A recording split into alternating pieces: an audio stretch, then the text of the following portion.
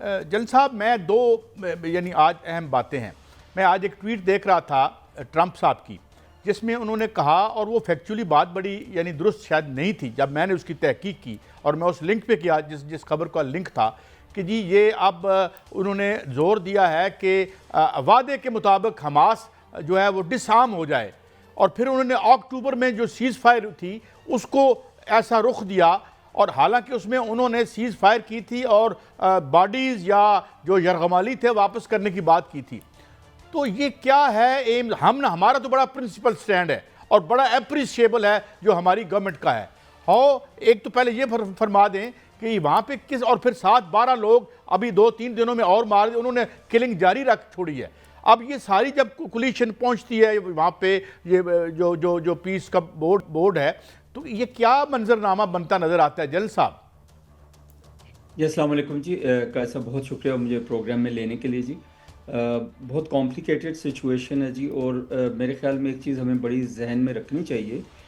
پیس board ہو یا stability force ہو یا Trump صاحب ہوں یا یونائٹڈ اسٹیٹس ہو یا ان کے ویسٹرن ایلائز ہوں، اسرائیل جو ہے سب کی کنسیڈریشن میں پریورٹی نمبر 1 پہ آتا ہے، اور اسرائیل کو بھی پتہ ہے اپنی امپورٹنس کا. اس لیے اسرائیل جو ہے جو بارگین میں سب سے ٹاپ پہ اپنے آپ کو رکھتا ہے، اور وہ سب سے زیادہ ان کی خواہشات ہیں، ان کی شرائط ہیں نمبر 1. نمبر 2 بات یہ کہ اسرائیل نے ابھی تک سیز فائر کو منوان تسلیم نہیں کیا، جس کی وجہ سے یہ ہو رہا ہے کہ ہر روز وہ کوئی نہ کوئی سیز فائر کی وائلیشنز کرتے ہیں. وہ کیوں کرتے ہیں؟ وہ اس لیے کہ ان کو امریکہ کی طرف سے ایک لحاظ سے کھلی چھٹی ہے، وہ دوسری طرف دیکھتے ہیں، ان کی طرف دیکھتے نہیں، نہ ہی ان کو کوئی کرٹیسائز کرتا ہے اور نہ ہی ان کو کوئی روکتا ہے. ابھی آتے ہیں جی کہ حماس کی طرف کے ٹرمپ نے کہا کہ جیسے انہوں نے وعدہ کیا تھا،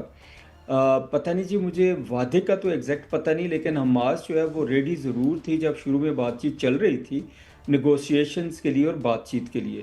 اور جو پیس کی بات ہو رہی تھی اس میں یہ ہو رہا تھا کہ حماس کو ہم واک تھرو دیں گے، کہ جو لوگ ہتھیار نہیں ڈالنا چاہتے ان کو سیف پیسج دیں گے. تو یہ بات تو مجھے یاد ہے، لیکن مجھے کہیں پہ بھی یہ یاد نہیں پڑتا کہ حماس نے کہا کہ ہم ہتھیار ڈال دیں گے. میرے خیال میں حماس جو ہے وہ اس وقت تک ہتھیار نہیں ڈالے گی جب تک وہ بھی اچھی طرح اپنے فیوچر کو بارگین نہیں کر لیں گے، ورنہ ان کو بھی پتہ ہے کہ جو ہی وہ ہتھیار ڈالیں گے تو وہ بھی ایک شکار ہوں گے جن کو کسی وقت بھی جو ہے وہ ٹارگٹ کیا جا سکتا ہے. اچھا چلیں دوسرے ایشو پہ آتے ہیں. بلکہ ایک سوال تو یہ آج آپ نے دیکھا بھی ہوگا کہ انہوں نے کچھ حصوں پر قبضہ بھی کر لیا ہے جو کہ 1967 سے آج تک نہیں ہوا تھا، اور انہوں نے اپنی ٹیریٹری ڈکلیئر کر دیا ہے. مگر میں دوسرے ایشو پہ آتا ہوں. جناب اعجاز محمود ملک صاحب، علی خامنہئی اور ٹرمپ، کیا کوئی برف پگھل رہی ہے؟ کوئی بات چیت ہو رہی ہے؟ کیونکہ سٹیکس بڑے ہائی ہیں. ایران جتنا ولنریبل ہے اتنا ہی میرے خیال میں نقصان کا امریکہ کو بھی اندیشہ ہے. یو سی سم وایا میڈیا یا کوئی درمیانی رستہ نظر آ رہا ہے آپ کو جناب ملک صاحب؟ جی آپ نے برف پگھلنے کی بات کی نا جی، تو جب شدید سردیوں کا موسم ہوتا ہے تو جب سورج نکل آتا ہے نا تو کچھ دیر کے لیے لگتا ہے کہ شاید برف پگھل گئی ہے، لیکن وہ پھر شام ہونے کو آتی ہے عصر کے بعد سے، تو پھر آہستہ آہستہ ٹیمپریچر دوبارہ بدل جاتے ہیں اور وہی برف دوبارہ جم جاتی ہے. یہی حالات ہے منوان اس کے ایران اور امریکن پارلیز جو ہو رہی ہے، کہ کبھی تو یہ لگتا ہے کہ یہ برف پگھل گئی ہے، بات چیت آگے بڑھ رہی ہے اور کوئی سسٹینیبل حل نکل آئے گا. کیونکہ اس میں میں کریڈٹ دوں گا ایرانین لیڈرشپ کو کہ انہوں نے بہت زیادہ فلیکسیبلٹی دکھائی، لیکن جہاں تک امریکن سائیڈ ہے، امریکہ ہر روز جو ہے وہ کبھی کسی لمحے میں وہ ان کی ٹیم میں سے، سینئر ٹیم میں سے کوئی جو ہے وہ اولیو برانچ لے کے پھر رہا ہوتا ہے. بڑی لگتا ہے کہ اچھی باتیں ہو رہی ہیں، پازیٹیوٹی کی طرف جا رہا ہے سارا جو اس کا ٹرینڈز ہیں، لیکن پھر کوئی ایک ٹویٹ یا ایسا بیان آتا ہے پریزیڈنٹ ٹرمپ کا کہ جس سے دوبارہ ان کا اگریسو ٹون اور اگریسو موڈ جو ہے وہ اس ساری چیز کو واپس بیک ٹو اسکوئر ون لے آتی ہے.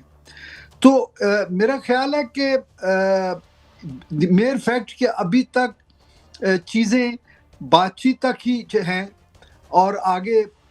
جو ہے کوئی ایسی پیش رفت نہیں ہوئی پریکٹیکلی جو کہ جنگ کا جو ہے جس سے ہم سمجھیں کہ کوئی امیوننٹ تھریٹ ایئر ہو. مارشل صاحب ایک چھوٹی سی پیش رفت ہوئی ہے، اس پہ آپ کا رہنمائی چاہوں گا. ابھی ایک آج خبر آئی کہ ٹرمپ نے یہ خواہش ظاہر کی ہے کہ اگر علی خامنہئی صاحب ان سے ملنا چاہیں تو ان سے ملاقات بھی کر سکتے ہیں، اور اعتماد کا اتنا فقدان ہے جو ٹیکنیکلی میں آپ سے رہنمائی چاہوں گا کہ یہ تاثر دیا گیا اس ایک خبر میں کہ وہ علی خامنہئی صاحب سے اس لیے ملنا چاہتے ہیں کہ ان کے چہرے کے تاثرات اور عکس لے کر ان کو ٹارگٹ کیا جا سکے، جس طرح پہلے اسماعیل ہانیہ کو اور دیگر جو لیڈرشپ ہے اس کو جو ہے وہ ٹارگٹ کیا گیا. کیا ایسی کوئی ٹیکنالوجی ہے کہ ایسا ہو سکتا ہے؟ اور دوسرا، جتنا اسلحہ جو ہے وہ روزانہ کی بنیاد پر امریکہ ایران کے ارد گرد اکٹھا کر رہا ہے، تو کیا بات چیت ایک طرف اور اسلحہ ایک طرف، کیا یہ دھوکہ تو نہیں ہو سکتا کہ دھوکے سے حملہ کیا جا سکے؟ اچھا دیکھیے، اسلحے کا جہاں تک تعلق ہے نا، وہ تو امریکن پالیسی کا، ان کی فورس پروجیکشن کا نا ایک حصہ ہے، کیونکہ وہ صرف اس خطے میں وہ ایران کو اپنے مسل دکھانا مقصود نہیں ہوتا ان کا، وہ ان کی ایک اسٹریٹجک ڈپلومیٹک منور ہے کہ جس میں وہ چین کو اس خطے میں، انڈین اوشن ریجن میں جو دوسرے ان کے مفادات ہیں ان کو سیکیور کرتے ہوئے چین کو اپنا ملٹری مسل دکھانے کے لیے. ادروائز آپ دیکھیے کہ ایک کیریئر گروپ جو پہلے سے موجود تھا، وہ ایران کی تو بڑی لمیٹڈ ایئر فورس کیپیبلٹی ہے، تو اس کے لیے تو ایک کیریئر گروپ ہی کافی تھا اگر انہوں نے صرف پرشین گلف اور اس ریجن میں کوئی جنگ کرنی ہو. تو دوسرے کیریئر گروپ کو موو کرنا، اور وہ بھی خیر پہنچے گا تو مارچ تک ہی، لیکن اس کی موومنٹ انہوں نے وہ بھی آتھورائز کر دی ہے نارتھ فورک سے. میں معافی چاہتا ہوں ملک صاحب، میں ایک اور بات سے جنرل صاحب آپ کا میں ٹیک لینا چاہوں گا کہ ایران بڑی جو بیانات آ رہے ہیں کہ they have got some lethal کوئی ایسی ٹیکنالوجی ہے یا ویپنری ہے کہ جس میں وہ بہت بڑا جانی نقصان، جتنے بھی اڈے آپ جانتے ہیں دنیا میں، عرب میں تو سینکڑوں ہوں گے مگر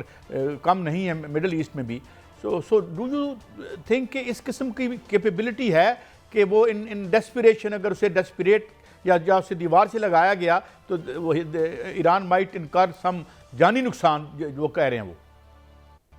جی بہت شکریہ قائد صاحب. اس طرح ہے جی کہ جہاں تک ہتھیاروں کا تعلق ہے اور لیتھیلٹی کا تعلق ہے، اس کے بارے میں یقینی طور پہ کچھ کہنا تو مشکل ہے. اگر آپ ہنٹ دینا چاہ رہے ہیں کہ وہ کوئی نان کنونشنل ویپن استعمال کریں گے تو میرے خیال میں وہ نان کنونشنل نہیں کریں گے، وہ صرف کنونشنل میزائل ہی استعمال کریں گے. ہاں، میزائلز کے اندر جو ویریس ٹیکنالوجیز ہیں، اس کے اندر جو میں نے سنا ہے، جو پتہ چلا ہے کہ ایران کے پاس بہت ایڈوانسڈ نیچر کے میزائل ہیں جن کی رینج بھی کافی ہے اور جو ٹیکنالوجیکلی بھی بہتر ہیں، اور وہ اسرائیل کے اندر بھی پہنچ سکتے ہیں، اور جو خطے میں امریکہ کے مختلف فوجی اڈے ہیں ان تک بھی پہنچ سکتے ہیں. تو اس لیے یہ کہنا بجا ہوگا کہ اگر ایران پہ حملہ ہوتا ہے، خواہ چھوٹا حملہ ہو، بڑا ہو، سلیکٹڈ ٹارگیٹنگ ہو یا کمپلیٹ جو ایران ہے اس کے اوپر ایک دفعہ میں ایریل یا میزائل کا حملہ جو ہے وہ کر دیا جائے، ایران ریٹیلیٹ ضرور کرے گا. اور ریٹیلیشن میں نمبر 1 جو ٹارگٹ ہوگا وہ اسرائیل ہوگا، اور پھر نمبر 2 خطے میں جو امریکن بیسز ہیں وہ ٹارگٹ ہوں گی. اگر آپ کو یاد ہو تو پچھلی دفعہ بھی ایران کے میزائلز کو روکنا اسرائیل کے لیے بہت مشکل تھا. تو اس لیے امید یہی کی جاتی ہے کہ ایران کو اگر چھیڑا گیا تو وہ بہت سختی سے اور بہت تیزی سے اور بہت لیتھل طریقے سے رسپونڈ کریں گے، اور اسرائیل ان کا مین ہدف ہوگا.